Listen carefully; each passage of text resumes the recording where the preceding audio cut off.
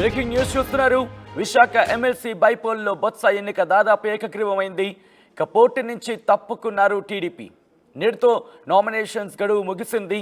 రేపు నామినేషన్ల పరిశీలన ఉండబోతోంది. ఇప్పటివరకు బొత్సతో పాటు స్వతంత్ర అభ్యర్థి షేక్ సఫీ మాత్రమే నామినేషన్ దాఖలు చేశారు. స్వతంత్ర అభ్యర్థి నామినేషన్ ఉపసంహరించుకుంటే ఏకగ్రీవమే బొత్స ఎన్నిక. అవును, 16వ తేదీ వరకు నామినేషన్ల ఉపసంహరణకు గడువు ఉంది. ఈ నెల 30న ఉదయం 8 గంటల నుంచి సాయంత్రం 4 గంటల వరకు కూడా పోలింగ్ జరగబోతోంది. ఈ నేపథ్యంలో ఇప్పుడు స్వతంత్ర అభ్యర్థి షేక్ సఫీ కనుక విత్డ్రా చేసుకుంటే ఉపసంహరించుకుంటే బొత్స సత్యనారాయణ ఎన్నిక ఏకగ్రీవం కాబోతోంది. విశాఖ ఎమ్మెల్సీ బైపోల్లో బొత్స ఎన్నిక దాదాపు ఏకగ్రీవం అవుతోంది అనే మాట వినిపిస్తోంది. ఈ నేపథ్యంలో ఇక్కడ స్వతంత్ర అభ్యర్థి అక్కడ నామినేషన్ దాఖలు చేయడం జరిగింది. ఉపసంహరణ తేదీలోపు ఆయన ఉపసంహరించుకుంటే బొత్స ఎన్నిక ఎగరవాలి. కాని పక్షంలో ఎన్నిక అయ్యే అవకాశం కనిపిస్తోంది. ఈ నేపథ్యంలో ఇంట్రెస్టింగ్గా మారిందని చెప్పుకోవాలి. బొత్స కావచ్చు, వైసీపీ కావచ్చు, స్వతంత్ర అభ్యర్థిని ఒప్పించే ప్రయత్నం చేస్తారా, నచ్చజెప్పే ప్రయత్నం చేస్తారనే అంశానికి సంబంధించి. ఎందుకంటే ఇక్కడ తెలుగుదేశం పార్టీకి అంతగా మెజారిటీ లేదు అనే మాట, ఇన్ఫ్యాక్ట్ మెజారిటీ లేదు ఇక్కడ. ఈ నేపథ్యంలోనే ఈ నిర్ణయం తీసుకున్నట్టుగా తెలుస్తోంది. అయితే ఇక్కడ 830 సీట్లకు సంబంధించి ఇక్కడ మెజారిటీ విషయానికి వస్తే మెజారిటీ ఓట్లు వైసీపీకి ఉన్నాయి. చివరికి పోటీ నుంచి తప్పుకుంది ఈ నేపథ్యంలోనే టీడీపీ. మొత్తం 830 ఓట్లయితే 530 ఓట్లు వైసీపీకే మద్దతుగా ఉన్నాయి. టీడీపీకి కేవలం 250 ఓట్లు మాత్రమే ఉన్న నేపథ్యంలో ఇన్ఫ్యాక్ట్ పోటీ చేయకూడదంటూ కూడా తెలుగుదేశం పార్టీ నిర్ణయించుకుంది. ఇదే అంశానికి సంబంధించి గత కొన్ని రోజులకు కూడా జిల్లా నేతలతో ముఖ్యమంత్రి చంద్రబాబు నాయుడు భేటీ అయ్యారు, మాట్లాడారు. ఈ నేపథ్యంలో ఒక డెసిషన్కి వచ్చిన పరిస్థితి.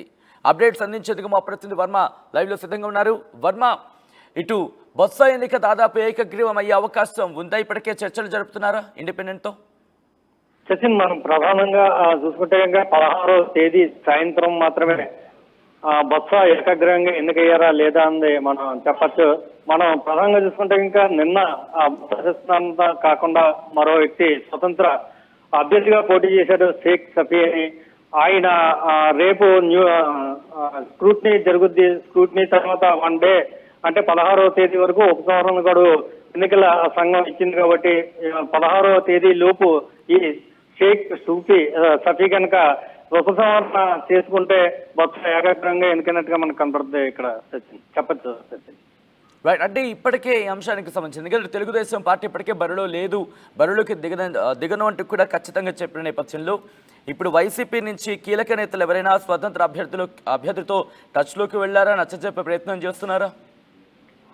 ఎప్పుడైతే కూటమి పార్టీల తరఫు నుంచి ఎవరో బరిలోకి దిగకపోవడంతోనే కొంతమంది స్వతంత్రులు ఈ రోజు రంగంలోకి దిగడానికి ఉపక్రమించారు. ఈ నేపథ్యంలోనే ఎవరైనా నామినేషన్ వేయడానికి వస్తారా లేదా ఈ ఉదయం నుంచి కూడా ఇక్కడ పెద్ద నిఘానే ఏర్పాటు చేస్తున్నట్టుగా వైకాపాకి చెందిన నేతలు ఇక్కడ నిఘా చేసినట్టే మనం చెప్పవచ్చు.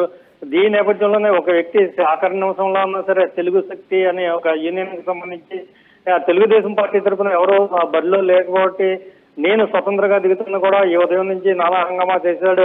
అయినప్పటికీ కూడా బొత్స సత్యనారాయణ తరఫున కొంతమంది ఆ వ్యక్తితో మాట్లాడటంతోనే అతను పోటీకి దూరం అయినట్టుగా చెప్తున్నాడు. ఇదే విషయాన్ని ఆయన వైజాగ్ ప్రెస్ క్లబ్ లో ప్రత్యేకంగా ప్రెస్ మీట్ పెట్టి ఆ బొత్స మీద గౌరవంతో నేను పోటీకి దిగడం లేదు, బొత్స లాంటి నాయకుడు కనుక ఉత్తరాంధ్ర నుంచి ఆ వైకాపా పార్టీని సాదుకోవడానికి ఆయన రంగంలో ఉందనే నేను పోటీ నుంచి స్వచ్ఛందంగా తప్పుకున్నాను కూడా ఆయన ప్రెస్ చెప్పి. ఈ నేపథ్యంలో ఇంకెవరో కూడా ఈ రోజు నామినేషన్ ఎవరో కూడా దాఖలు చేయలేదు. ఈ నేపథ్యంలో నిన్న ఎవరైతే ఉన్నారో షేక్ సఫీ ఆయన ఒకడే బొత్సతో పాటు ఆయనే రంగంలో దిగారు.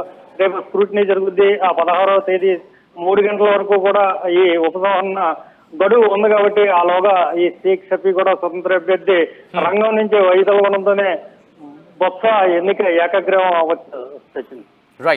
రైట్ వర్మ, మొత్తంగా అయితే మాత్రం బొత్స ఎన్నిక ఏకగ్రీవం కాబోతోందా అంటే దాదాపు అటువంటి చర్చ జోరందుకుంది. ఎందుకంటే ఇక్కడ ఇండిపెండెంట్గా ఒక అభ్యర్థి నామినేషన్ దాఖలు చేశారు. విశాఖ ఎమ్మెల్సీ బైపోల్లో బొత్స ఎన్నిక దాదాపు ఏకగ్రీవం అనే మాట వినిపిస్తోంది. పోటీ నుంచి